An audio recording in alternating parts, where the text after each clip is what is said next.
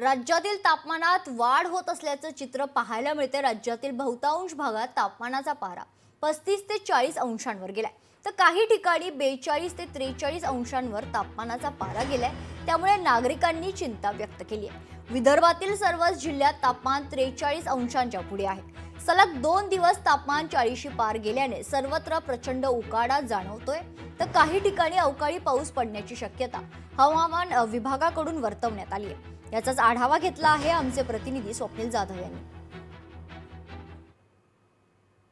मुंबई महाराष्ट्रामध्ये गेल्या काही दिवसांपासून उन्हाच्या झळांमुळे मुंबईकर, महाराष्ट्रातील जनता हैराण झालेली आहे। पुढील 2 ते 3 दिवस ही स्थिती कायम राहणार असल्याचा अंदाज हवामान विभागाकडून व्यक्त करण्यात आलेला आहे। मुंबई महानगरामध्ये काल दिवसभर 40 अंश सेल्सिअसच्या पुढे तापमान होतं, तर अकोल्यात सर्वाधिक तापमानाची नोंद झालेली आहे।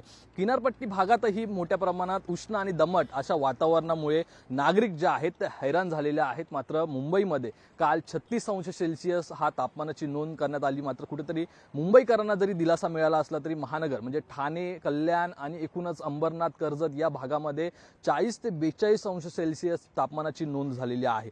अकोला, मराठवाडा, विदर्भामध्ये सुद्धा उष्णतेच्या झळांना नागरिकांना सामोरं जावं लागतंय। मात्र महाराष्ट्रामध्ये आजही आणि उद्याही काही तुरळक ठिकाणी पावसाची शक्यता सुद्धा वर्तवण्यात आलेली आहे। त्यामुळे कुठेतरी एकीकडे मुंबई आणि काही भागातील नागरिकांना आपण बघितलं तर उष्णतेच्या झळा सोसाव्या लागतात, तर दुसरीकडे ज्या ठिकाणी अवकाळी पाऊस बरसतोय त्या ठिकाणी शेतकऱ्यांना नुकसान सुद्धा मोठ्या प्रमाणात होत आहे। कॅमेरा पर्सन आदित्य सावंतसह स्वप्नील जाधव, लोकशाही मराठी, मुंबई।